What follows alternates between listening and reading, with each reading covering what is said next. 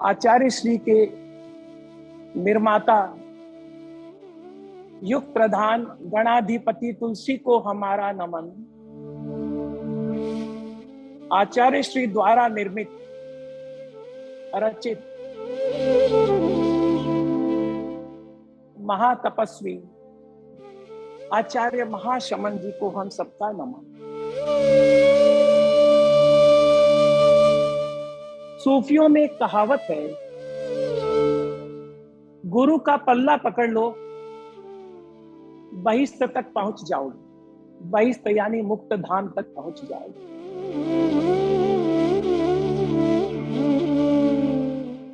हमने भी सद्गुरु का पल्ला पकड़ा।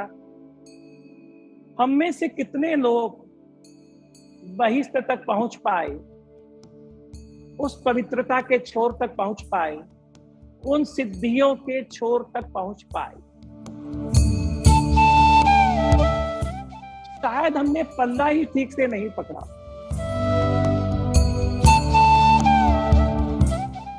अगर हम अपनी समीक्षा करें तो गुरुदेव को मानने वाले बहुत हैं, लाखों लाखों हैं। गुरुदेव को जानने वाले कितने हैं? गुरुदेव के दर्शन को, गुरुदेव के सिद्धांतों को, गुरुदेव के जीवन की शैली को जानने वाले कितने लोग हैं? और कुछ हजारों में जानने वाले भी हों तो गुरुदेव को जीने वाले कितने लोग हैं? वैसे भी आध्यात्मिक विषयक जानकारी से अध्यात्म फलित नहीं होता है। गुरु को पकड़ने से अध्यात्म फलित नहीं होता है। फलित होता है गुरु के बताए हुए मार्ग को पकड़ने से। मुझे हमारे बंगाल के रविंद्रनाथ टैगोर की एक कविता, बहुत प्यारी कविता याद आती है। आमार पथ तुम्हार पथ अनेक दूर देखे गेछे आमार पथ देखे गेछे। यानी मेरा और तुम्हारा मार्ग कहीं घूम गया, कहीं मुड़ गया। हम अलग अलग मार्ग पर चल पड़े। गुरुदेव रविंद्रनाथ टैगोर और गुरुदेव आचार्य महाप्रज्ञ में मैंने बहुत समानताएं देखी है। आप अगर रविंद्रनाथ टैगोर का गीतांजलि पढ़ें और गुरुदेव महाप्रज्ञ की संबोधि पढ़ें तो आपको लगेगा अनेक बातें समानांतर हैं। जैसे एक ही रचयिता ने लिखा हो। ये हम सबको जानकारी है कि गुरुदेव का जन्म 14 जून 1920 को टमकोर में हुआ। ये हमको सबको जानकारी है कि उनका महाप्रयाण 9 मई 2010 को सरदार शहर में हुआ। पर हम में से कितने इस सूक्ष्म यात्रा को जानते हैं? यात्रा यानी नथु से नथमल की, नथमल से युवाचार्य की, युवाचार्य से महाप्रज्ञ की और महाप्रज्ञ से फिर महाप्रयाण की यात्रा। ये यात्रा कैसे घटी इसका हमको कोई आभास नहीं। कैसे वो नन्ही सी बूंद से नदी में परिणित हो गई और कैसे वो नदी सागर में परिणित हो गई और कैसी वो सागर भाप बन करके उड़ गया। कब ये परिणति बहिरात्मा से अंतरात्मा की हुई, कब अंतरात्मा से परमात्मा की हुई, कुछ पता ही नहीं चला।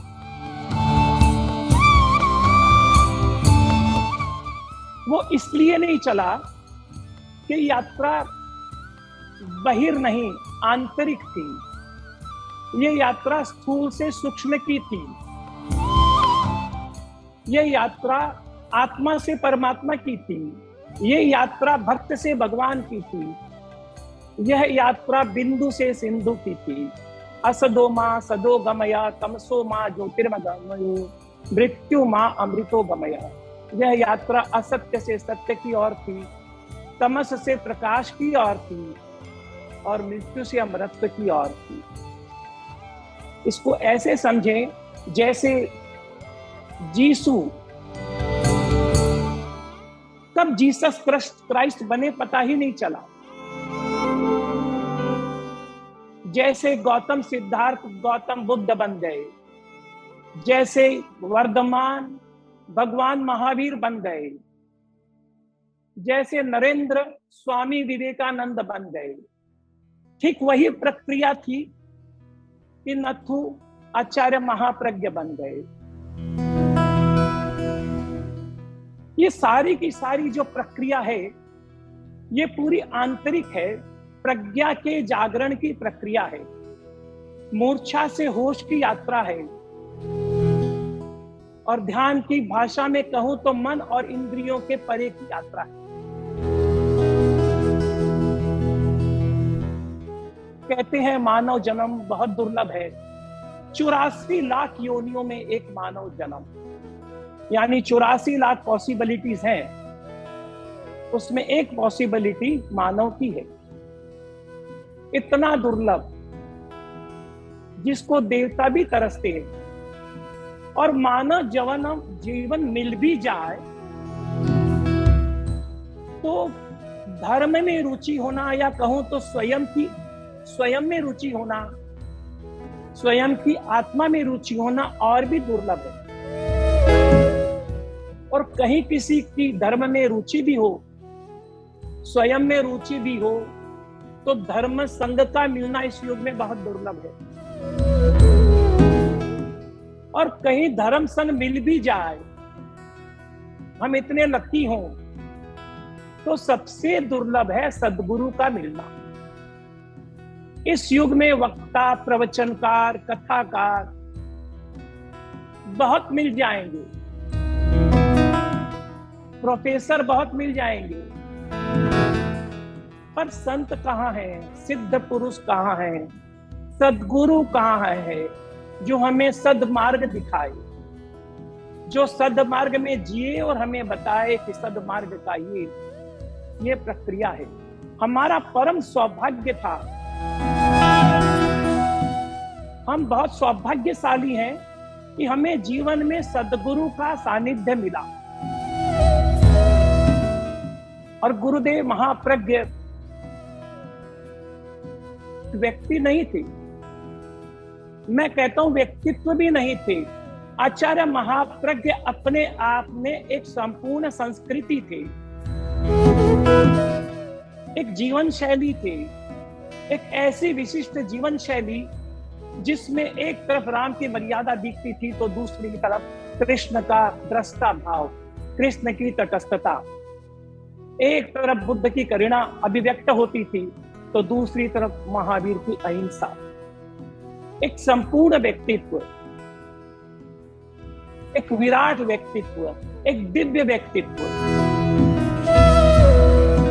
आज से ठीक 13 बरस पहले, हम 13 पंथियों के लिए 13 नंबर बहुत इंपॉर्टेंट है, बहुत सिग्निफिकेंट है। आज से ठीक 13 बरस पहले मिट्टी के हिसाब से, जब गुरुदेव महाप्रज्ञ का महाप्रयाण हुआ, तब लगा जैसे हमारे जीवन से ज्योति चली गई, ज्योति पुंज नहीं रहे। वो सिर्फ 13 पंथ के 10 आचार्य नहीं थे, प्रेक्षा ध्यान के सूत्रधार ही नहीं थे, केवल आगम मनीषी नहीं थे, केवल जीवन विज्ञान के प्रणेता नहीं थे। आचार्य महाप्रज्ञ एक वाक्य में कहूं तो समस्त मानवता के मसीहा।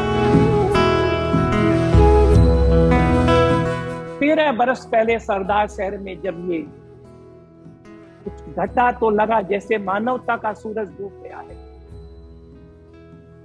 जैसे सब कुछ अस्त हो गया है। पर ये हमारी भ्रांति थी, ये वो सूरज थे जो कभी अस्त नहीं होता है। यहां तो एक सूर्य से दूसरा सूर्य जलता। गुरुदेव की यात्रा परम, और मैं सजेस्ट करता हूं गुरुदेव की जीवन की यात्रा पर रिसर्च हो। आज से 100 बरस बाद, 150 बरस बाद शायद ये एक केस स्टडी रहेगा कि एक समाज, एक संघ जिसके गुरु ऐसे महायोगी, ऐसे महाध्यानी, और पूरा समाज लगभग उस योग के चरम से, उस ध्यान के चरम से वंचित सा रह गया। गुरुदेव ने एक प्रसंग में फरमाया कि प्रारंभ में करीब करीब 16-17 वर्षों तक उनका झुकाव, उनकी रुचि सिर्फ ज्ञान की तरफ थी, सिर्फ स्वाध्याय की तरफ थी। खूब पढ़ते थे, खूब कंठस्थ करते थे। फिर उन्हें अनुभव हुआ केवल ज्ञान बिना ध्यान के अधूरा ही नहीं है, खतरनाक है। इस दौरान गुरुदेव ने गोराक्ष संगीता, जैन योगी चिदानंद जी का सर्वोदय, आचार्य रामसेन जी का तत्वानुशासनम, आचार्य शुभचंद्र जी का ज्ञानान्वय, आचार्य हेमचंद्र का योग शास्त्र, बोधयान का विपश्यना और जिनबुद्ध मुनि का ध्यान शतक और कायत्सर का गहरा पारायण, इन ग्रंथों ने गुरुदेव ने अपनी आत्मकथा में फरमाया उनके जीवन को विशेष रूप से प्रभावित किया। और सबसे ज्यादा प्रभावित उनके जीवन को आचारांग के एक सूत्र ने किया, जिन्होंने उनके जीवन की धारा को ही बदल दिया, उनके साधना को नया मोड़ दिया। आचारांग का वो सूत्र था, सव्ये सराण्य तंती तक्का तत्थन विजयी। वहां शब्द नहीं पहुंचते हैं, वो तर्क गम्य नहीं है, वो बुद्धि गम्य नहीं है। गुरुदेव ने फरमाया इस सूत्र ने मेरे जीवन के दिशा को, मेरी साधना की दिशा को एक नया मोड़ दिया और मैं ध्यान में दिन में 4 बार, 5 बार, 6 बार ध्यान कर दूंगा। हम सबको पता है कि जैसे पतंजलि ने अष्टांग योग दिया पूरी मानवता को, ईसा मसीह ने 10 कमांडमेंट दिए पूरी मानवता को, बुद्ध ने 4 मार्ग दिए, वैसे ही गुरुदेव महाप्रज्ञ ने मानवता को प्रेक्षा ध्यान के 8 चरण दिए और हर चरण अपने आप में परिपूर्ण। भाइयों एवं बहनों, आपको पता है आज वैज्ञानिक युग है, प्रेक्षा ध्यान की विधियां बहुत अनुकूल सिद्ध होंगी क्योंकि वो पूर्णतः वैज्ञानिक है। कायोत्सर्ग, अंतर यात्रा, श्वास प्रेक्षा, शरीर प्रेक्षा, चैतन्य केंद्र प्रेक्षा, लेश्या और अनुप्रेक्षा, इनमें शायद संसार की लगभग सारी ध्यान की विधियां समा जाती हैं। एक एक विधि पर ध्यान के एक एक तो संप्रदाय चल रहा है, एक एक आश्रम चल रहा है, एक एक गुरु का दर्शन चल रहा है। कोई केवल रिलैक्सेशन पे लगे हुए हैं, कोई केवल श्वास प्रेक्षा में लगे हैं, कोई केवल चक्रों पर लगे हैं, कोई केवल कलर थेरापी पे लगे हैं, कोई केवल ऑटो सजेशन पर लगे हैं। इतना सर्वांगीण, इतना वैज्ञानिक ये अवदान मानवता को एक अद्भुत अवदान है और मुझे लगता है इसका मूल्यांकन होना बाकी है। जैसे कन्फ्यूशियस को समझने में चाइना को 100 बरस लगे, Gurudev was ahead of our time, he was much ahead of us. और प्रेक्षा ध्यान के बारे में विशेष बात ये कि गुरुदेव ने अपने आप को लेबोरेटरी समझ करके पहले स्वयं पर हर प्रक्रिया को साधा। पहले 1970-71 में गुरुदेव केवल कायोत्सर्ग और श्वास प्रेक्षा और ज्योति केंद्र ही कराया करते। जैसे जैसे गुरुदेव की अनुभूति गहरी होती चली गई, जैसे जैसे गुरुदेव के आंतरिक प्रयोग सफल होते चले गए, गुरुदेव ने उसे मानवता को बांटना शुरू किया। और गुरुदेव का निश्चित मत था, आने वाला युग ध्यान का होगा। बाहर के तंत्र से, बाहर की तकनीकी से ऊब जाने के बाद फिर बच क्या जाता है? भीतर का तंत्र। The journey from the internet to inner net has already started. Gurudev का एक बहुत बड़ा अवदान जिसको शायद हम विस्मृत कर दिए, वो था चित्त समाधि का। गुरुदेव के निर्देश पर मैंने लखनऊ में U3A, जो कि फ्रांस की एक संस्था है, ग्लोबल संस्थान है, जो 50 वर्षों से ऊपर के लोगों को जीने की कला सिखाता है। वहां मैंने एक वर्कशॉप किया और उन्होंने गुरुदेव के सिद्धांतों को इतना अनूठा समझा, इतना प्रासंगिक माना कि उन्होंने तत्काल मुझे एडवाइजरी कमेटी में लिया और उनके सिद्धांतों पर उन्होंने इन हाउस मैगजीन में कवर स्टोरी निकाली, मी एंड माय गुरु। मेरा सुझाव है प्रेक्षा फाउंडेशन, उनके चेयरमैन अशोक जी चंडालिया, उनकी टीम जो ध्यान शिविर इतने बेहतरीन तरह से लगा रही है, चित्त समाधि पर भी शिविर लगाए 50 से ऊपर के भाई बहनों के लिए, ये बहुत प्रासंगिक है, बहुत मीनिंगफुल है। गुरुदेव ने 300 से अधिक ग्रंथ जो लिखे, उसमें छोटी से छोटी व्यक्तिगत समस्याओं से लेकर विश्व की ज्वलन समस्याओं का समाधान है। क्योंकि वो ग्रंथ, वो लेखन किसी विचारक का नहीं है, वो ग्रंथ एक दृष्टा का है, वो ग्रंथ एक अतीन्द्रिय चेतना की भूमिका पर पहुंचे हुए व्यक्तित्व का है। से सुयंच में अज्जय त्रियंच में, गुरुदेव ने केवल पढ़ा नहीं, उसे जिया और फिर उसे लोगों से बांटा। गुरुदेव ने कई बार राष्ट्राध्यक्षों से कहा कि राष्ट्र की समस्याओं का चिंतन करो और उन्हें समझाया कि रोटी कपड़ा मकान से समस्या नहीं सुलझ जाती है। रोटी कपड़ा मकान से ज्यादा आवश्यक है रोटी, शांति और चरित्र। गुरुदेव को बहुत पीड़ा थी जो शांति की स्थिति है, जो हमारे देश में चरित्र की स्थिति है। गुरुदेव अपने अतीन्द्रिय ज्ञान से देख पा रहे थे और उन्हें गहरी पीड़ा थी।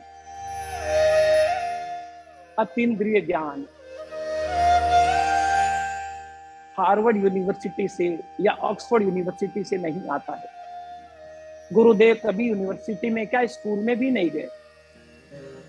और हार्वर्ड और ऑक्सफोर्ड और कलाम साहब जैसे लोग prime minister and presidents and scientist and बड़े बड़े सोशल रिफॉर्मर गुरुदेव के पास अपने अपने समस्याओं को लेके जाते थे। क्योंकि अतीन्द्रिय ज्ञान तप से आता है, ध्यान से आता है, प्रार्थना से आता है, मन की और चित्त की निर्मलता से आता है। और ऐसे व्यक्तित्व से निकले हुए समाधान न केवल व्यक्ति को बदलने में सक्षम है, बल्कि पूरे संसार को बदलने में सक्षम है। ऐसे व्यक्तित्व समाधान देते हैं, दुख को कम करने का मार्ग बताते हैं। ऐसी चेतनाएं मुक्त होती हैं, वो किसी भी तट पर नहीं अटकती, वो न किसी संप्रदाय पर अटकती है, न किसी कालखंड पर अटकती है। गुरुदेव महाप्रज्ञ की चेतना मुक्त चेतना की अभिव्यक्ति है। वो किसी एक संप्रदाय की नहीं, किसी एक धर्म की नहीं, वो किसी एक देश की नहीं, वो संपूर्ण जगत की है, वो समस्त आत्माओं की है और सदियों सदियों तक प्रकाश स्तंभ बनकर पूर्ण मानवता का मार्गदर्शन करती रहेगी।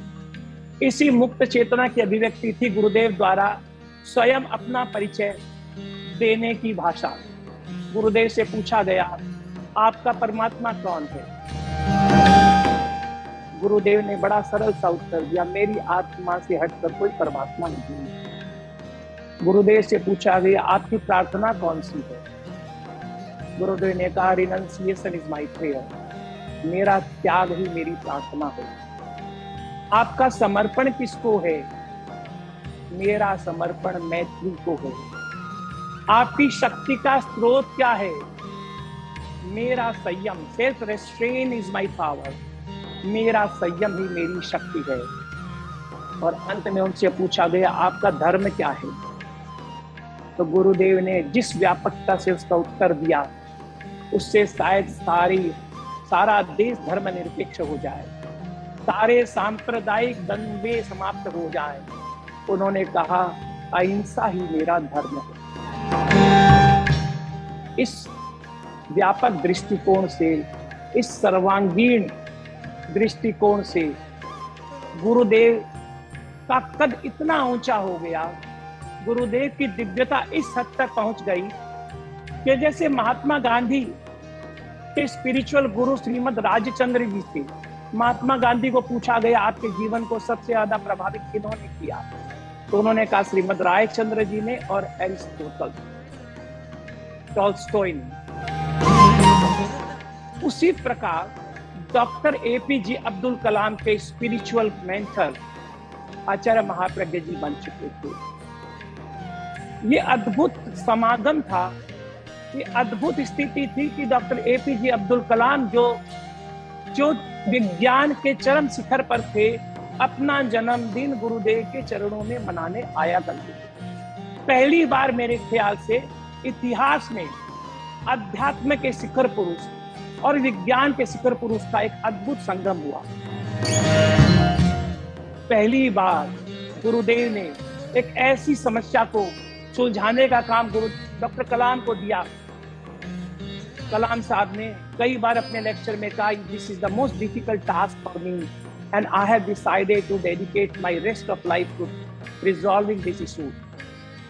गुरुदेव ने कहा, कलाम जी आपने मिसाइल बनाई है, आप मिसाइल मैन के नाम से जाने जाती हैं। अब मैं आपको एक काम सौंपता हूँ, आपने बनाया मिसाइल जो विध्वंस करती है, अब आप मिसाइल ऑफ पीस बनाइए, ऐसे मिसाइल बनाइए जिससे शांति स्थापित हो, और कुछ ऐसी सिचुएशन बनाइए, ऐसी स्थिति बनाइए पूरे संसार में कि आपके मिसाइल के उपयोग की आवश्यकता ही न हो। मेरे भाइयों एवं बहनों, गुरुदेव की दृष्टि को, गुरुदेव के दर्शन को गुरुदेव की भूमिका पर ही समझा जा सकता है। आज हम 13वीं पुण्यतिथि मना रहे हैं, महाप्रयाण दिवस मना रहे हैं। मेरी गहरी निष्ठा है, मेरा ऐसा विश्वास है कि आचार्य महाप्रज्ञ को सच्ची श्रद्धांजलि उनको जानने से और उनको जीने से ही दी जा सकती है, केवल स्मारक बनाने से और नारों से नहीं। उनको जानना होगा, उनको जीना होगा, तो हमें ध्यान और समाधि से गुजरना होगा। उनकी वीणा को सुनना है, उनके शब्दों को सुनना है और आत्मसात करना है, तो मन को शांत करना होगा, मौन में जाना होगा, शून्य में जाना होगा, निर्विकल्प में जाना होगा।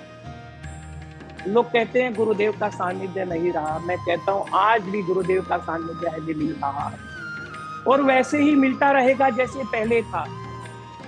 पहले हम उनके दर्शन के लिए प्रवचन स्थल जाते थे, अब हमें उनके दर्शन के लिए ध्यान में उतरना होगा।